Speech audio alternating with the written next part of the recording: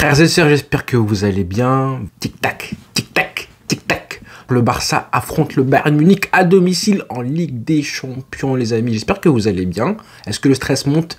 Soyez un petit peu honnête. Est-ce que vous avez confiance en Iñaki Peña face à Harry Kane? Et ben, c'était l'occasion de faire une deuxième vidéo après celle d'hier qu'on a faite, du coup, qui était assez longue. Je vous invite à aller la voir, bien sûr, avant la rencontre. Je me hype beaucoup, j'en pense, que en tant que fan du Barça, ça fait du bien d'être concerné par un match et de ne pas aller affronter le Bayern en te disant, bah, t'as juste envie de limiter la casse, un match nul, etc.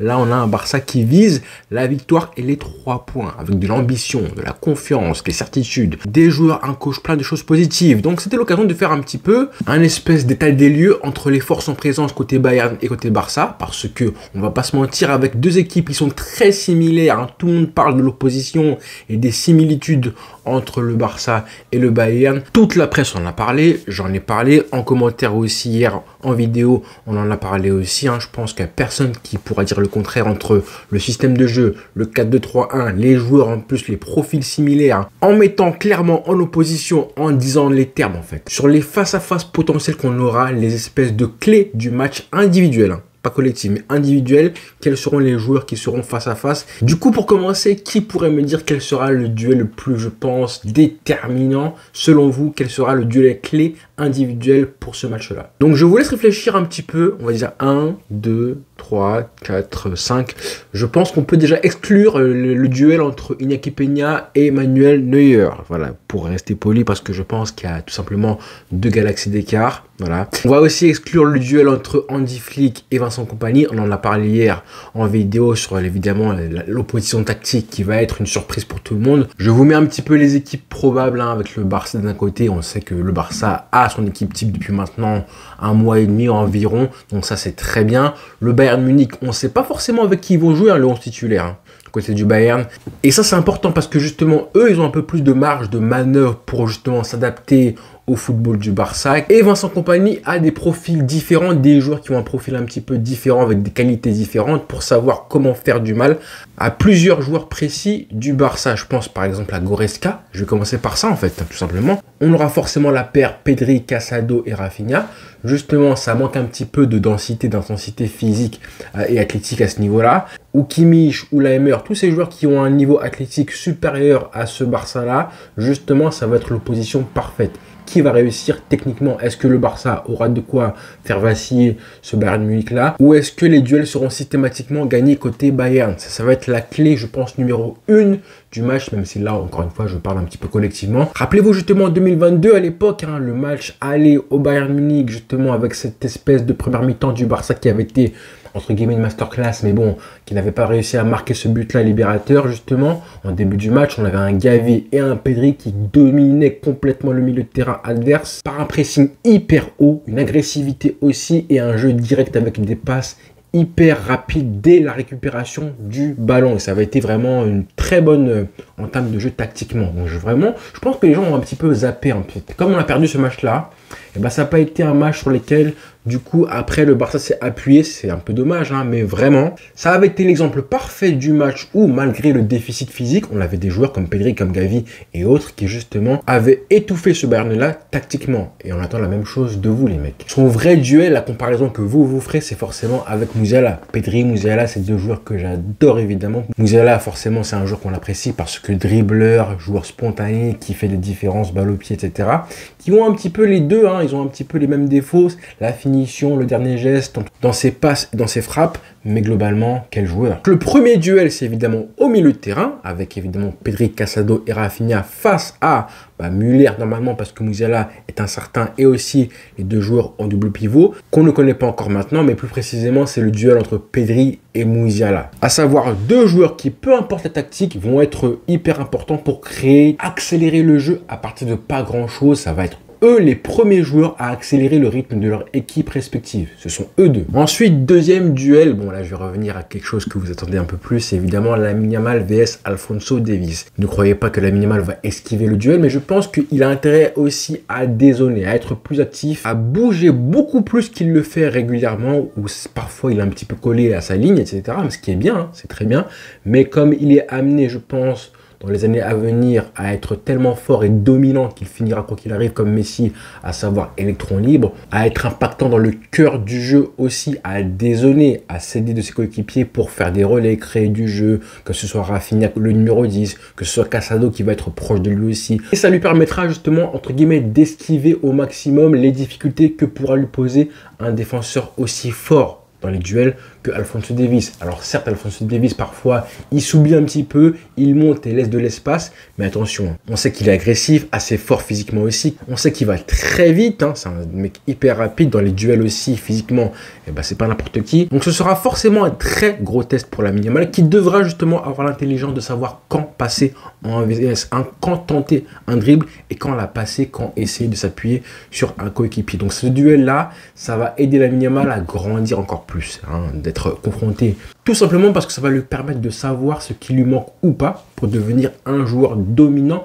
face à ses arrières gauche, face aux meilleurs latéraux gauche du monde. Voilà. On demande est-ce qu'ils sont un petit peu intelligents. En plus, la défense du Bayern, c'est pas une défense qui est super rapide, à part Alphonso Davies évidemment, mais quand tu vois ce qui se passe avec Upamecano, avec Kim Min-jae, ben, il y a, je pense, de quoi faire mal à cette défense-là, avec la technique de Lamine Yamal, avec aussi la percussion de Rafinha, et même Lewandowski aussi, son aspect physique. Mais en vrai, hein, on va pas se mentir, hein, ce duel-là, on l'attend tous. On l'attend tous parce que justement, en plus, là, ce week-end, il y aura un match face à Ferland Mendy. Après, je pense que c'est le duel clairement le plus attendu de tous. Hein. De l'autre côté, on a un duel dont personne ne parle beaucoup. C'est évidemment Michael Olise, pardon, avec Alejandro Balde. Et là, sur le papier, justement, on pourrait se dire que c'est un petit peu déséquilibré. C'est vrai, avec les forces de Olise qui pourraient faire du mal aux oublis, entre guillemets, de Balde, l'espace derrière lui, etc. Mais attention à Balde aussi et ses qualités athlétiques et physiques, sa vitesse. Et dans les duels, ben, c'est pas non plus mauvais. C'est pas un duel super sexy comme celui d'avant, mais je pense qu'il y a vraiment de quoi éteindre complètement le côté droit du Bayern Munich avec un Balde concentré et incisif sur Olise. Ensuite, évidemment, le duel entre Lewandowski et Harry Kane. Alors celui-là, les amis, je pense qu'on est là sur le duel qui va forcément marquer et intéresser tout le monde, savoir qui sera le numéro 9 qui va planter, qui va décider un petit peu du match. Lewandowski, écoute tonton, bah là c'est le jour J, c'est le match pour toi où tu dois prouver à tout le monde que tu peux enfin porter un Barça en Ligue des Champions dans un grand match face à une grosse équipe, enfin. Parce que les doublés, les triplés face à Bate Borisov, Viktor Plzen et les Young Boys de Berne, c'est bien beau, c'est bien beau, c'est bien beau. Et le fait qu'il affronte son ancien club, et on l'a vu justement il y a 2 ans que mentalement ça avait été compliqué pour lui, son approche mentale pour le match, et devant les buts il avait beaucoup raté face à Neuer. Et parfois ça arrive que des numéros 9, des grands joueurs aient besoin d'avoir leur équipe qui mène au score pour être un peu plus tranquille mentalement et ensuite marquer des buts, hein. C'est possible, hein. Donc le voir marquer le but du 1-0 Lewandowski, ce serait vraiment... En gros, il mettrait tout le monde d'accord. Je pense vraiment que là, s'il arrive à faire ça, à débloquer la rencontre, là, ce serait vraiment un gros accomplissement. Alors, évidemment, s'il marque le but du 2-0 ou du 2-1 ou de la victoire, c'est très, très bien aussi. Hein. Mais voilà, je sais, tu le sais, on le sait tous qu'il va être comparé à Harry Kane, qui est un attaquant qui est quand même un peu plus complet que Lewandowski, par son jeu évidemment, qui décroche beaucoup, qui dézone, qui fait des passes, des remises. Et ça, honnêtement, il le fait beaucoup mieux que Lewandowski l'a fait régulièrement au Barça. Mais attention, Lewandowski aussi, on se rappelle du match face au PSG, au match aller où il ne marque pas, mais il avait été aussi très bon dans le jeu. Et comme on peut imaginer que ce soit un match avec pas mal de buts, voire un match complètement fou, ça peut arriver avec 2 équipes ultra offensives, on sait que Lewandowski aura normalement des occasions. Pour moi, ce duel-là, il est aussi important qu'Alphonso Davies et Lamine Yamal parce que les comparaisons vont être là brutes en fait. On aura un mec qui aura marqué tant de buts et l'autre tant de buts et forcément une des 2 équipes qui aura gagné grâce à ça. À la fin, il n'y aura pas forcément de débat. J'aurais pu parler du duel entre Harry Kane et Cubarsí ou Inigo Martinez, les deux en fait, hein, tout simplement. Là, je pense que ça va être costaud. Hein. Pour Cubarsí, on va savoir aussi si jamais il a des lacunes à son âge et tout. Parce que là, Cubarsí, je pense qu'il va affronter le meilleur attaquant numéro 9 qu'il a connu depuis le début de sa carrière, tout simplement. Et n'oublions pas non plus Jules Koundé qui va forcément affronter du lourd, Gnabry, Kingsley Coman, peu importe qui c'est en face, ça va être costaud pour lui. Maintenant, quand je fais le bilan des oppositions que je viens de citer, je me rends compte que le Barça a quand même ses chances, quoi qu'il arrive. Et surtout que comme 80% des rencontres, hein, ça va se jouer d'abord au milieu de terrain pour savoir qui aura la maîtrise du match et ensuite pour le résultat, tout se jouera ou presque dans les 2 surfaces de réparation. Mais j'ai envie de dire une chose, rappelez-vous des mots de Xavi à l'époque lors des Classicos, je crois que c'était sur Amazon Prime qui disait ça, quand il disait que le Barça a intérêt à ce que les matchs face à des équipes qui jouent très vite en transition rapide, comme le Real, comme le Bayern, je pense aussi, à faire en sorte que le match soit assez calme et maîtrisé. Ça veut dire avoir une maîtrise qui empêche l'adversaire de jouer hyper vite et un ballon qui va d'un but à l'autre, ce qui en général convient pas du tout au Barça. Sauf que le Barça a montré depuis maintenant 2 mois que le Barça savait gérer ces matchs qui pouvaient être un peu plus décousus. Suivez un petit peu mon doigt. J'aurais pu aussi parler du duel entre Fermin Lopez, parce que je pense qu'il sera titulaire demain, et le latéral droit du Bayern. On verra qui sera titulaire, parce que c'est pas sûr que Guerreiro, qui est gaucher, joue comme il l'a fait ce week-end. Je pense qu'Hansi Flick va garder la même équipe que celle qu'il a jouée du coup face à Séville ce dimanche, mais qu'Ansu Fati sera sur le banc à la place de Fermin Lopez, qui je pense pourrait être côté gauche, parce que là on le voit peut-être jouer numéro 10 comme il l'a fait et son entrée, mais Rafinha a un tel impact maintenant à ce poste de numéro 10 depuis la blessure de Dani Olmo. Je le laisserai à ce poste-là, moi. Rafinha, je pense que face au colosse adverse, même des joueurs comme Kimmich, pareil, je pense que Rafinha, il a des armes en lui de vitesse, de percussion et même de dribble maintenant, d'appel de balle, vraiment aussi. C'est un joueur intelligent qui prend la profondeur quand il faut. Moi, je laisserai Rafinha à ce poste de numéro 10 là. Donc, voilà, je crois qu'on a fait le tour sur les duels à venir. Iñaki Peña et Neuer, du coup, on oublie, on garde Lewandowski et Harry Kane, chaque numéro 9 des deux équipes. On garde évidemment Alphonso Davies et Lamine Yamal. On regarde aussi Pedri versus Jamal Musiala. Ça va être une des clés. Koubarsi face à Harry Kane aussi. Attention à ça. Expérience face à la jeunesse et la fougue. Ça va être une des clés énormes. On a vu qu'il pouvait souffrir physiquement parfois. Koubarsi dans les grands matchs. Là notamment au JO, je l'ai vu, je ne l'ai pas reconnu. Mais ça peut arriver que défensivement, il souffre physiquement face à de grands numéros 9.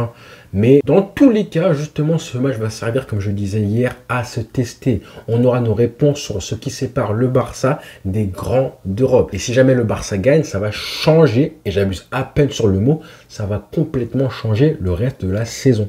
Je crois qu'on ne se rend pas compte de la chose. Donc voilà les frères, rendez-vous très vite, je suis hypé. Et encore une fois, profitez de ce match-là, même si voilà, ce n'est qu'un match de poule, entre guillemets. Je pense que c'est important de profiter des matchs de Ligue des Champions, des affiches comme celle-ci. Donc voilà les frères, bonne soirée à tous et rendez-vous évidemment après la rencontre sur YouTube pour le débriefing.